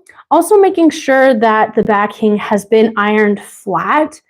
So I always ask my clients to iron their backings. Now, lots of mine come in the mail as well, though. So I always hang them over my machine, spritz them with water, and make sure everything doesn't have any folds in it to begin with. And then I also use the rolling method that Jamie Wallen has spearheaded. I think it was Jamie. I'm pretty sure it's Jamie Wallen. So get onto YouTube and look at how Jamie Wallen loads his quilts. That's where you're going to really find a lot of tips and tricks. I don't think it's based on the red snapper system why you're having difficulties, unless you're not maybe getting the right amount of fabric into them, if that makes sense. Where's a snapper here? The snapper system is more difficult, and the reason, because the fabric gets into this trench here and you can't necessarily see through it to know how much is in there. So maybe you only caught a 1/4 inch, or maybe you caught an entire inch in here, and that would definitely throw off your backing. Sorry, I'm just thinking this through. I've never been asked this question before. So I think that might be a problem, But if you do the rolling back and forth method, you're going to be able to tell if your backing is straight or flat enough right from the get-go. So I would encourage you to just maybe take some more time mounting your quilts using this system and employing the Jamie Wallen roll back forth method. Spritzing with some water if needed. Go look at that video. I can't find it right now because I'm stitching live, but go check that out because I think it's really going to help. All right, back to quilting. What am I doing? Oh, I've got this color in. So I've got this white or bone color in right now. So I'm just going to come back up to this point, stitch around the outside of my star, and then I'm going to finish off the inside here. So I do have to take my clamps off.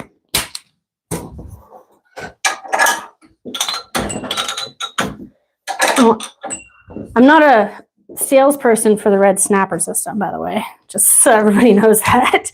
It is what I use, but I'm not super sold on it. I do like how much faster it is, but if you noticed, like I've got this medium-sized one. I actually cut mine down to be a little bit smaller so they're easier to use. That's a quick tip for the red snappers, because I know a lot of people, especially when they first get them, they aren't very bendy at all. They do get more pliable as time goes on, but if you just use a chop saw and cut them down to smaller, they're easier to use. It's a quick tip. Okay. Oh, just going to put the other side clamp on.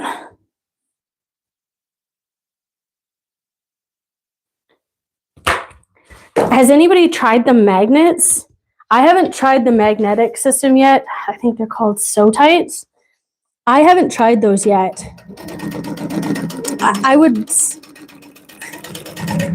I'd like to try them, but they're extremely expensive, you know, which is frustrating because, you know, I've already invested. So are the red snappers. They're expensive as well, you know, so I personally have already invested in the red snapper system, which is working for me. So I don't really see a reason to change, especially for the cost.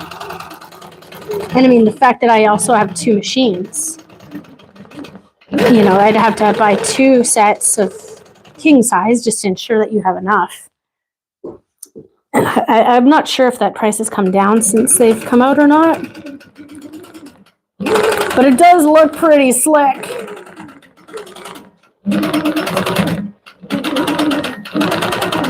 Just taking my time here, checking my fabric. Everything looks good, pretty good.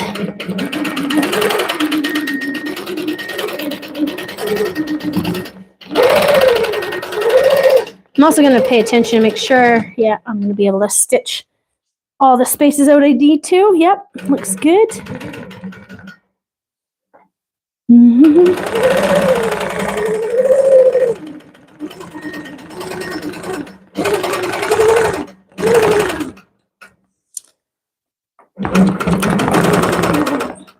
Did I go down here already? Yep, I think I did. Just run my hand along it. Yeah, I can feel that I did. Sweet. Okay, so I'm going to just change the thread color. I think I'm going to do purple first because I was stitching more in the ditch with the purple. So we'll just see how far I get with that. So to change thread, I did do this quite a few times already, but I've snipped the thread off, you know, kind of back here. I've got my new color on the cone or in the thread place. I'm going to tie these 2 threads together. So I'm going to tie the purple thread to the bone thread, just using just a regular old bull knot, nothing crazy. Nice and tight. Then I'm going to come down here to my needle and I'm going to pull right here. You could pull at your needle, but I don't like to. So I just kind of pull till the knot comes through. And there's the knot right there, right here. I'm going to hold above the knot, straighten my thread out, and pull right through the eye of the needle. And then I'm going to snip, and there it is, thread changed. Doesn't take any time at all. It barely makes me even blink anymore, I'll be honest with you. When I'm doing like big giant quilts, like I changed threads on some quilts like up to 13 times, like quite a few times. And I'm just kind of over it. Like, I'll just do it. It doesn't even faze me any longer. There's no reason to get all bent out of shape about it. Not when it just takes that amount of time to do. It used to, though. Like, when I first got quilting, like custom quilting, it really did bug me. I was kind of annoyed that it was taking me that long, but yeah, I mean, I didn't like breaking thread then either. And even now, I don't mind breaking thread. It doesn't even faze me any longer. It's just part of the job now. Oh, I did that right? Yeah, I did. Okay, cool. Cool. I'm just going to double check. 1, 2, 3, 4, 5. Right.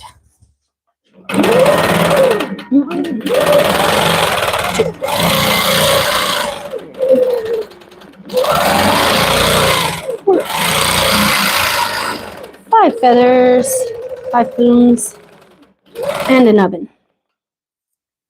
All right, just gonna head back actually down this way.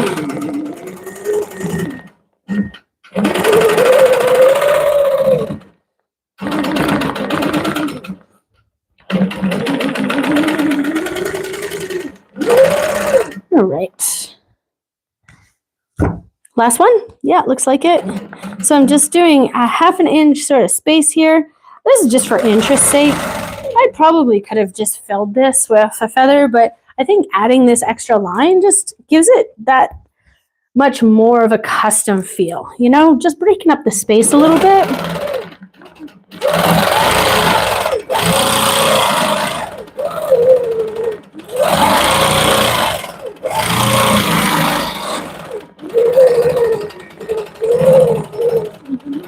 All right, so there's my feathers in.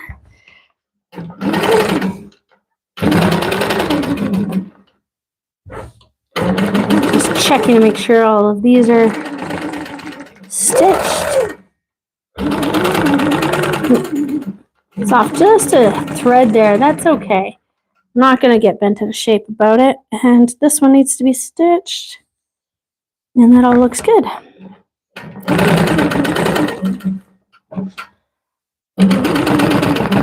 I was saying earlier that I'm not too worried about like thread buildup on this quilt. It's a really small piece, so it's clearly not going to be a bed quilt or anything like that. So I'm not really worried about the density at all.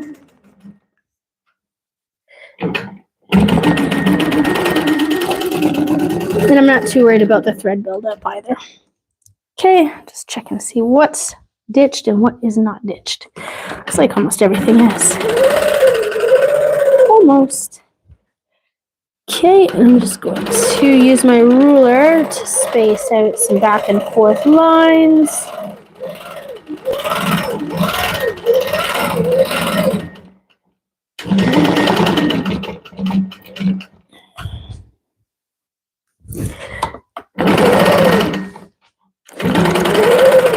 So now these will all be stitched in the ditch. And when I come back in with that blue, you know, I don't have too much to do. Maybe over there. It'll be all right.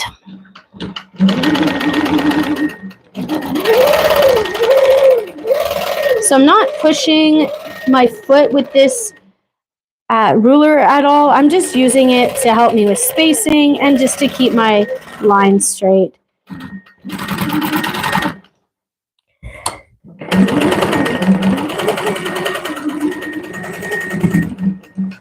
Okie dokie.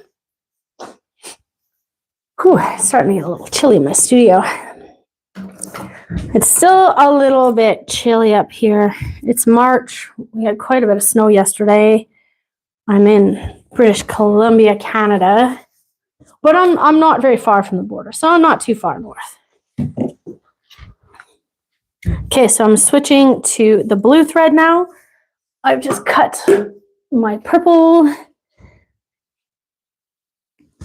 Pretty sure everybody has heard me change thread now. Tying my knot and pulling the thread through. Maybe I should time myself one day. Well, I guess I could just get back onto this thing and watch it, eh? Doesn't take very long.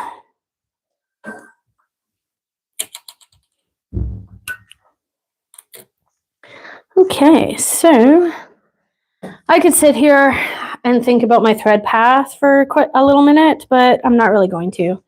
I'm just going to start over here and work my way from the left to the right. That's my thread path.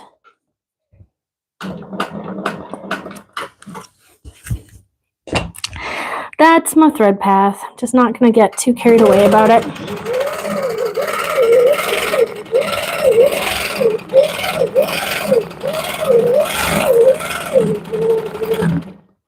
What time is it anyways? Okay, so I've been live for almost 2 hours. That's not too bad.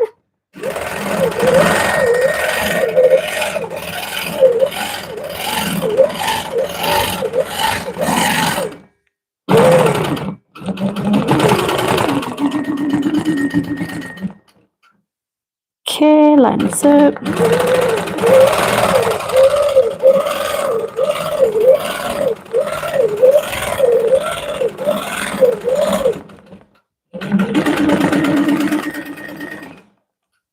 Now, that line wasn't perfectly parallel, but it wasn't too shabby. It wasn't too bad. I'm not going to get too hung up on it. Again, you can see the thread quite a bit more with the side light.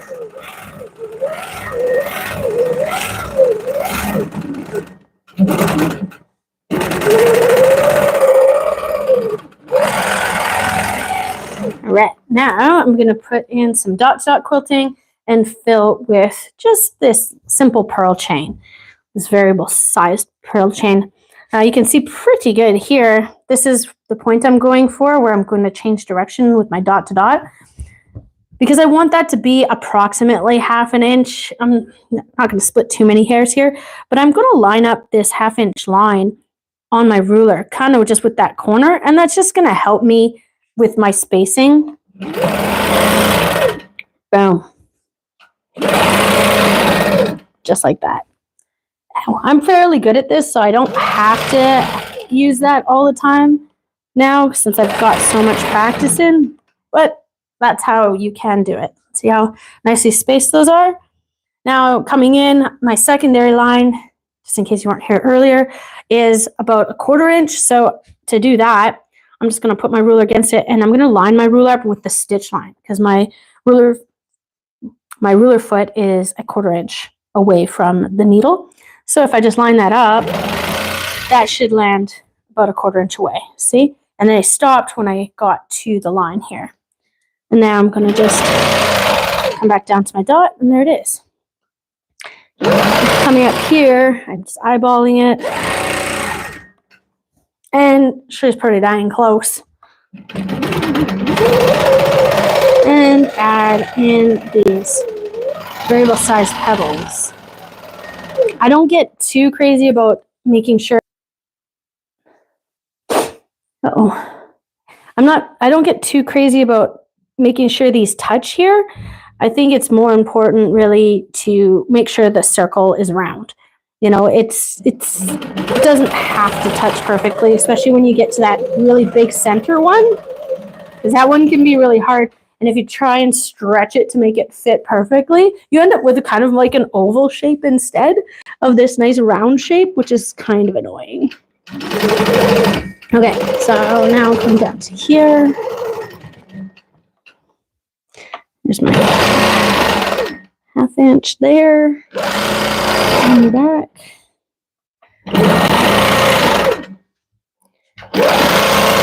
Back. And around one more time. I like ruler quilting. I'm having so much fun right now. I just love dot quilting. It's just like do, do, do, do, do, do, do. And I think that's fun.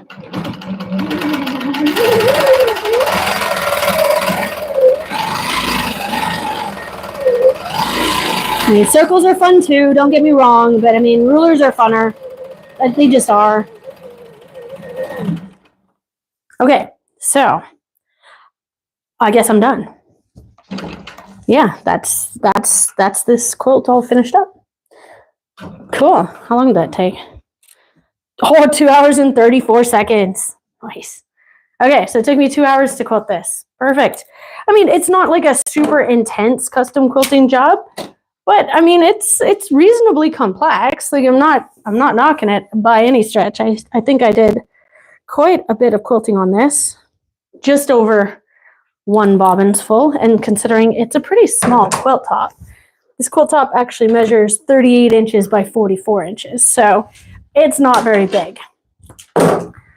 But let's take a look at it. Okay, here we go. So there she is.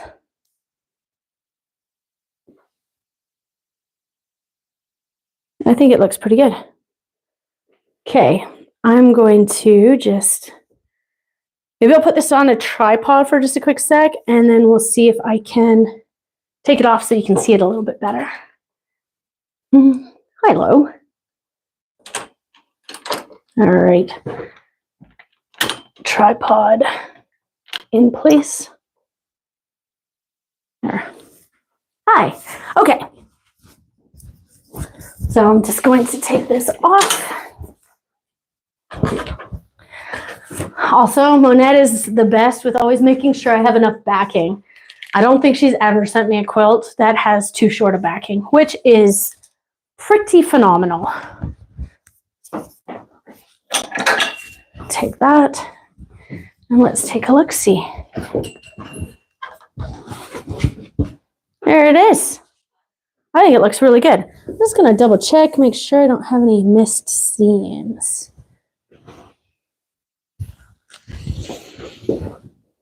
No, I think I got them all. Nice. Yeah, there it is. Okay, cool. I like how it looks. Do you guys want to see the back of it, maybe?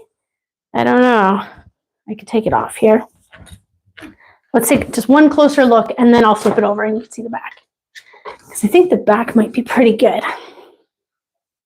There we go. There it is.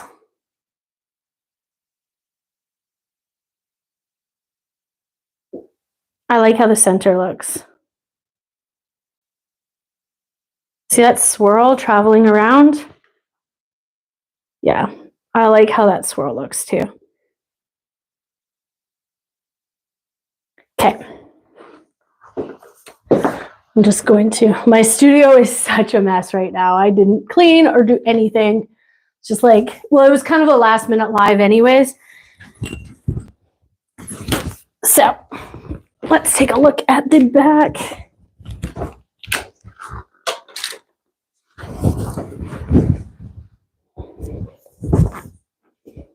It's got a little thread there. Oh yeah, that looks cool. Does anybody love the back sometimes more than the front? Like I mean, I'm probably a little bit biased, but yeah, no. Okay. Turn this around again. Oh, see? Okay, here's my messy studio. Everybody can see. Yes, it's a mess. Okay, anyways, back to the quilt. There it is.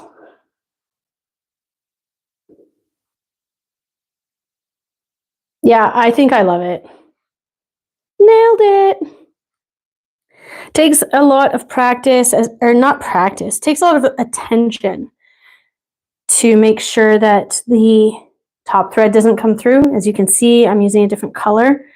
And I know that a lot of people struggle with that. And my advice for that would be just to, just stay on top of it, keep looking at it, keep checking. That's one reason why I don't switch threads very often too. I'm always using the same thread. I use Glide 40 weight almost exclusively on my quilts. Sometimes I'll switch to a 60 weight if I'm using it maybe on a panel or something like that. But anyhow, thanks so much for watching. I have got some other quilts to get started on, so I'm going to let you go. Thank you, and I will see you next time. If I can figure out how to turn this off.